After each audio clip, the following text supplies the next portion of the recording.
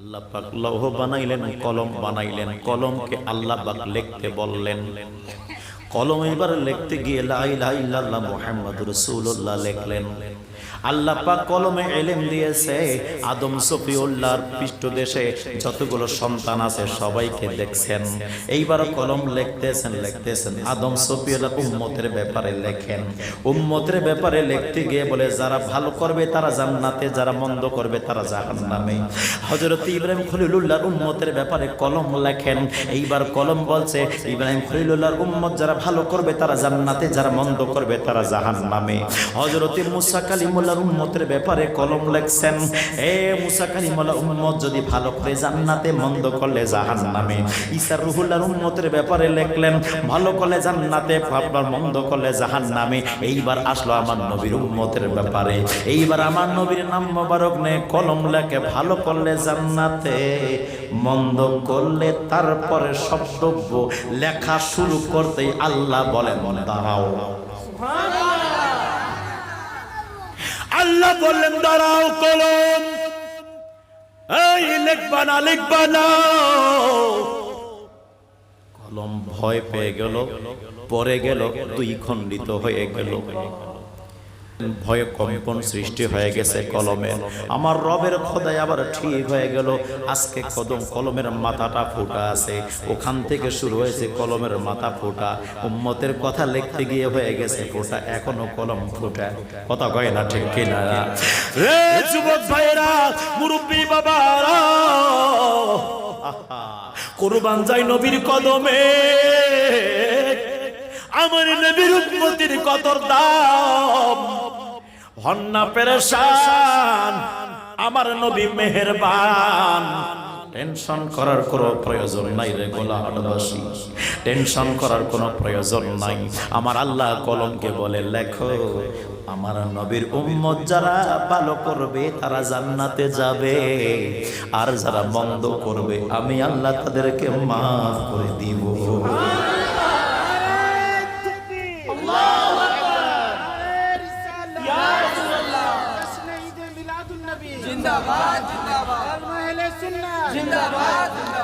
কলম ডাক দিয়ে বলল আল্লাহ এত শান কেন, কি কারণে শান? আল্লাহ বলেন যদি আমার নবীরে না বানাইতাম তোমারও বানাইতাম না। আমার নবীর জন্য সারা জগৎ বানাইলাম, আমার নবীকে আমি আল্লাহ খুশি করতে চাই, সারা জগৎ আল্লাহর খুশি চাই। রায় আমার যুবক ভাইরা, বিভিন্ন স্তরের বন্ধুরা রে, সবাই আল্লাহর শান চাই, সবাই আল্লাহর খুশি চাই, সবাই আল্লাহর জামন্দি চাই, সবাই আল্লাহর সন্তুষ্টি চাই। আদম সফিউল্লাহকে বলি, আদম সফিউল্লাহ আপনি কার জামন্দি চান? আদম সফিউল্লাহ বলে আমি আল্লাহর জামন্দি চাই। ইব্রাহিম খলিলুল্লাহকে বলি আপনি কার সন্তুষ্টি চান? ইব্রাহিম খলিলুল্লাহ বলবে আগুনে পুড়ে হলেও আল্লাহর সন্তুষ্টি চাই। মুসা কালিমুল্লাহরে বলি আপনি কার সন্তুষ্টি চান? উনি বলে আল্লাহর সন্তুষ্টি চাই। হযরত জাকারিয়া ইসলামকে বলি আপনি কার সন্তুষ্টি চান? করাতে দুঃখণ্ডিত হওয়ার পরেও কার সন্তুষ্টি চান? আল্লাহর সন্তুষ্টি চাই। আদম নবী থেকে শুরু করে ঈসা পয়গম্বর পর্যন্ত সবাই আল্লাহর রাজি চান। আল্লাহকে বলি আল্লাহ আপনি কি চান? আমার আল্লাহ বলে আমি আমার হাবিবে তু জাহান, আমার নবীর রাজি চাই, আমার নবীর খুশি চাই। রে যুবক ও মুরব্বী বাবারা, আমার আল্লাহ বলেন আমার নবীর রাজি চাই।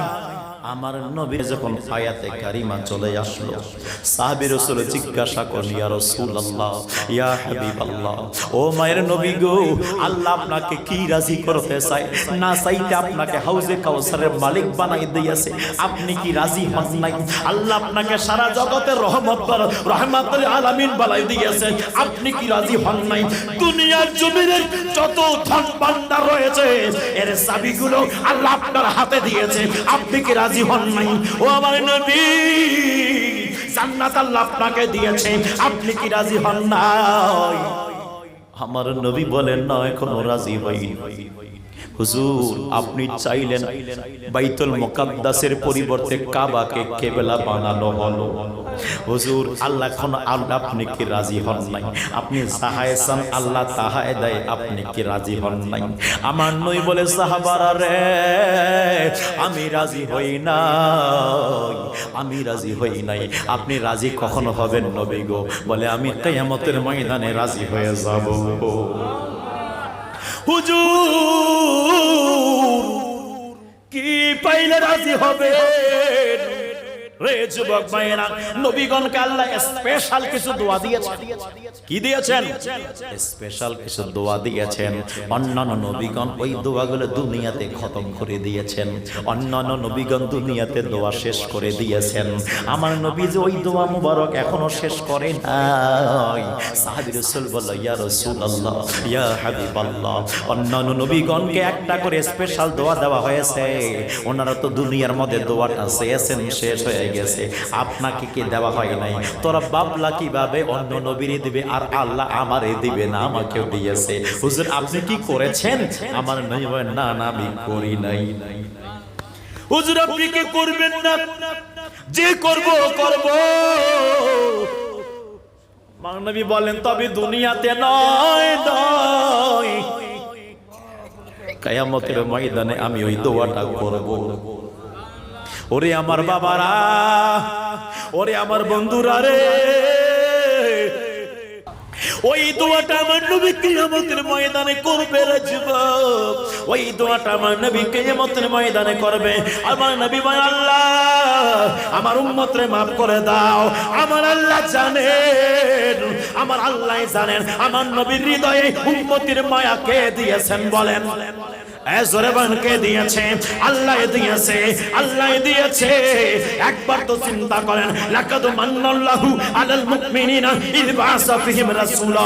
ওই নবীরে পাঠিয়েছেন, সেই নবীকে আল্লাহ পাঠিয়ে বড় ইহসান করে দিয়েছে।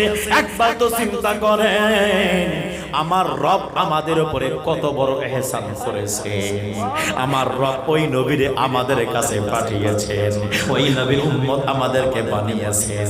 রে আমার যুবক ভাইরা, ও মুরব্বি বাবারা, গভীর মনোযোগের কান লাগান। এইবার মায়ের নবী ওই জায়গায় উম্মতের জন্য কাঁদবেন, উম্মতের জন্য দোয়া করবে, আল্লাহ পাক উম্মতরে maaf করে দিবে। আমার মায়ার নবী উম্মতের প্রতি এত দরদ, এই জন্য আল্লাহ বলে কলম আরে লিখবি না রে, লিখবি না, না এটাই লেখো, এটাই লেখো। আমার নবীর উম্মত ভুল করবে, আমি আল্লাহ maaf করে দিব, আমি আল্লাহ তাদের জন্য গফুরুর রহিম হয়ে যাব। রে আমার কলম এটাই লিখে দাও। এই জন্য রে যুবক, ও মুরব্বি বাবারা, ও গোলাহাটবাসীরা, টেনশন করো না, করো না, গুনাহ করেছো টেনশন করো না, মনে হয় জাহান্নামে চলে গেছো, না না না। আমার আল্লাহ পাক মহান রব্বুল আলামিন বলেন, আমার আল্লাহ পাক বলে দেয়, তোমরা আমার রহমত থেকে নিরাশ হইও না, তোমরা আমার রহমত থেকে নিরাশ হইও না, আমার রহমত থেকে নিরাশ হইও না। ও গোলাহাটবাসী, অন্যায় হয়েছে, তওবা করে নাও, দিলটাকে মদিনাওয়ালার কদমে কুরবানি করে দাও, আল্লাহর কাছে তওবা করে দাও। আর আয়াতটা পড়ো, ওয়ালাউ আন্নাহুম ইয যালামু আনফুসাহুম জাউকা ফাস্তাগফিরুল্লাহ ওয়াস্তাগফারা লাহুমুর রাসূল। আমার নবীর ওসিলায় আপনার আমার গুনাহ maaf করবেন কে? জোরে বলেন কে? আল্লাহ পাক maaf করে দিতে পারে কি পারে না? রাজরে বলেন পারে কি পারে না?